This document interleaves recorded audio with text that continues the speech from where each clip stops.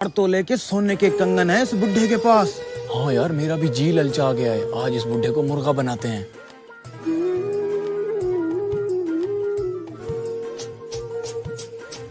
बाबा जी कितनी देर है ट्रेन को? पता नहीं बेटा, मैं भी ट्रेन के इंतजार में बैठा हूँ। मैं स्टेशन मास्टर से पता करके आता हूँ। तो कहाँ जा रहे हैं आप? मैं तो शहर जा रहा हूँ किसी काम से। अरे वाह, क्या इत्तेफाक है, हम भी शहर ही जा रहे हैं। अच्छा बेटा।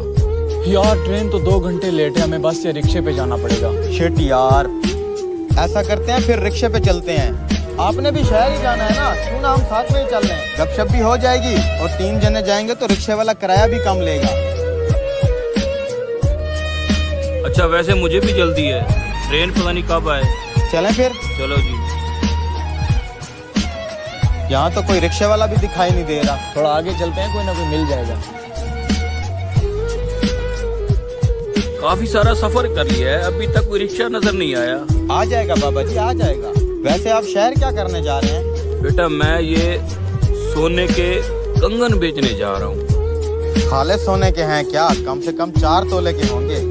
इसको कैसे पता चला 4 तोले का? कुछ तो गड़बड़ है। बाबा कोई कहानी सुना दो ताकि सफर की थकान महसूस ना हो। बेटा फिर ऐसा करो, तुम ही सुना दो कुछ। हम सुनाएंगे कहानी, लेकिन हमारी एक शर्त है। क्या शर्त है? हम जो कहानी सुनाएंगे, अगर आपने हमारी कहानी को झूठ कहा तो आपके सोने के कंगन हमारे। देखा, आ गए ना अपनी असलियत पे, ठग कहीं के। क्या सोच रहे हो? कुछ नहीं बेटा, कुछ नहीं, मुझे मंजूर है। बेटा सुनाओ अपनी कहानी। तो फिर सुनो। हमारी एक गाय थी, ये मोटी मोटी उसकी आंखें, बड़े बड़े सींग, दूध तो इतना देती थी, नदियां बह जाती थी, नदियां। उसके सींग पहाड़ों जितने बड़े थे। अगर उसके बाएं सींग पर हम बैठते तो पूरा एशिया नजर आता। अगर हम दाएं सींग पर बैठते तो पूरा यूरोप नजर आता था। फिर एक दिन पता है क्या हुआ? क्या हुआ? एक उड़ता हुआ मच्छर हमारी गाय के माथे से टकराया और हमारी गाय वहीं पर मर गई।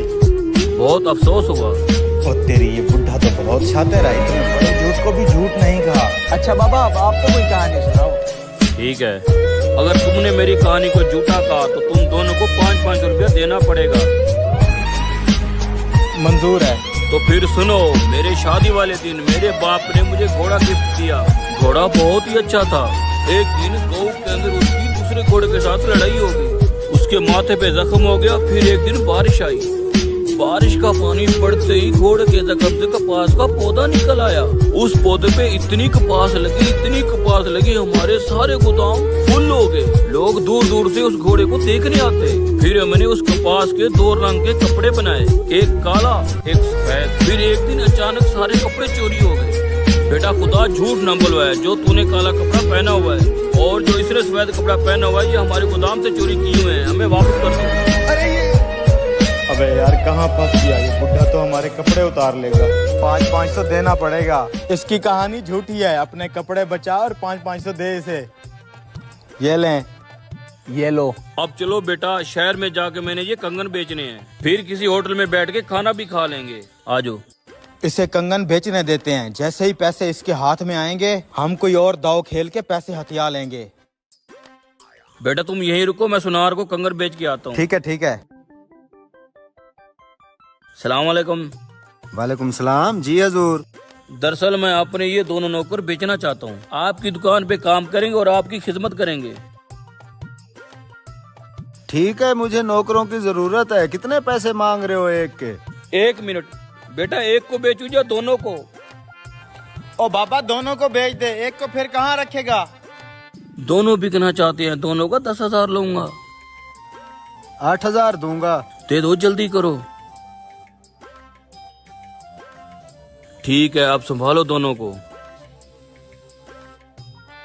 हाथ में बहुत खुजली हो रही है, लगता है इस बार मोटा माल आने वाला है। चलो पुत्र, अंदर चलो, बहुत काम करना है। झाड़ू पोछा लगाना है। झाड़ू पोछा? ओए, हम तुझे काम वाले दिखाई देते हैं? अपने नखरे बंद कर, आज से तुम मेरे नौकर हो। वो बूढ़ा तुम्हें 8,000 में बेच गया है। चलो अंदर चलो।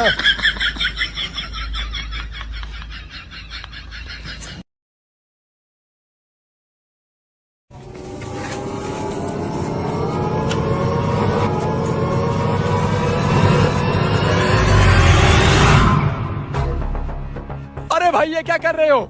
इतना सारा सोना और पैसा क्यों जला रहे हो? मैं बहुत परेशान हूँ भाई। सारी जिंदगी मैंने अमीर होने की कोशिश की और मैं अमीर हो भी गया, लेकिन फिर भी मैं खुश नहीं हूँ। मैं बहुत मायूस हो गया हूँ। मैं खुद को और इस सब को खत्म कर दूंगा।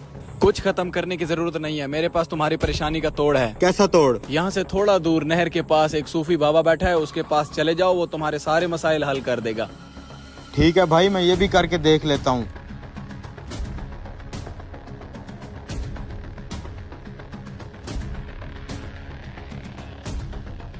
जाओ भाई, वहीं तुम्हारे मसले का हल उसी सूफी के पास है।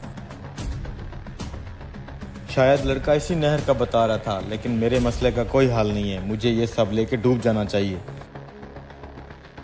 नहीं यार, एक बार उस बाबे के पास जाके देखता हूँ, शायद मेरे मसले का हल हो जाए। सलाम बाबा। क्या चाहते हो? बाबा, मैं गरीब इंसान था। मैंने दिन रात मेहनत करके ये सारा धन दौलत और पैसा कमाया। मुझे लगता था कि पैसा आने के बाद मेरे सारे मसले हल हो जाएंगे, लेकिन अब मुझे इन पैसों की कोई खुशी नहीं है। मेरे पास धन दौलत तो आ गया, लेकिन खुशी का एक कतरा भी नहीं है। बाबा, मैं कैसे खुशी हासिल करूं? आप ही मेरी कुछ मदद करें बाबा। अरे अरे, वो ढोंगी बाबा मेरी सारी दौलत लेके जा रहा है। अरे अरे, कोई रोको इस बाबे को। अबे रुको, अरे कोई तो रोको उसे, कोई तो रोक लो। क्या हुआ भाई? अरे भाई, वो सूफी बाबा मेरी जिंदगी भर की जमा पूंजी लेके जा रहा है। मैं तो उससे मदद मांगने आया था, लेकिन वो सब कुछ लेके चला गया। उसे रोक लो भाई, वो मेरी सारी दौलत लेके जा रहा है। ये तुम क्या बोल रहे हो? सूफी बहुत शरीफ आदमी है, वो तुम्हारे साथ ऐसा क्यों करेगा? अरे भाई, मैं झूठ क्यों बोलूंगा? वो देखो तुम्हारे सामने भाग रहा है। चलो उसके पीछे चलते हैं। रुको भाई, वो बाबा बहुत तेज है। इन गलियों मोहल्लों में वो हमारे हाथ नहीं आने वाला। तो फिर हम पकड़ेंगे कैसे? मैं जानता हूँ, एक बंदा ऐसा है जो इस बाबे को पकड़वा सकता है। कौन? वो पेट्रोल पंप वाला जिसने मुझे मशवरा दिया था इस ढोंगी बाबा के पास जाने का। उसको जरूर पता होगा कि ये कहाँ रहता है। चलो इधर इधर। तुमने मुझे कहा था कि वो सूफी बाबा है, मेरी मदद करेगा। वो तो मेरा सारा सोना और पैसा लेके भाग गया। ये क्या बोल रहे हो तुम? ऐसा बिल्कुल नहीं हो सकता, वो तो बहुत शरीफ आदमी है। ढोंगी है वो, पूछो इन दोनों से। हाँ हाँ, हमने खुद देखा है उसको भागते हुए। मैं नहीं मानता, जरूर इसमें भी कोई हिकमत होगी। कैसी हिकमत? चलो मैं तुम्हारे साथ चलता हूँ उस बाबा के पास। वो बाबा भाग गया है। तुम चलो तो सही। ये देखो, बाबा तो यहीं बैठा है, तुम खामखा गलत समझ रहे थे। मेरी जिंदगी भर की कमाई, मुझे लगा था ये बाबा मेरे पैसे लेके निकल गया है, लेकिन अब मैं बहुत खुश हूँ। क्या तुमने थोड़ी सी खुशी का मजा चखा? जब तक तुम उसे खो न दो तब तक तुम उसका मजा नहीं चख सकते। मैंने तुम्हें इसका मजा सिखाया है। ये है खुशी चखने का तरीका। इंसान बहुत बेकदर है, जब तक खो न दे किसी चीज की कदर नहीं करता। मुझे समझ आ गई है बाबा, मैं अपनी मेहनत से कमाए हुए सारे पैसे, हत्ता कि अपनी जिंदगी तक को आग लगाने वाला था, लेकिन जब आपने मुझसे ये सब छीना तब मुझे इसकी कदर हुई। मैं आइंदा ऐसी कोई गलती नहीं करूंगा बाबा, अब मैं खुश हूँ। बेशक इंसान बहुत नाशुक्रा है, हमें हर हाल में राजी रहकर खुशियाँ तलाश करनी चाहिए। वीडियो अच्छी लगे तो शेयर लाजमी करें।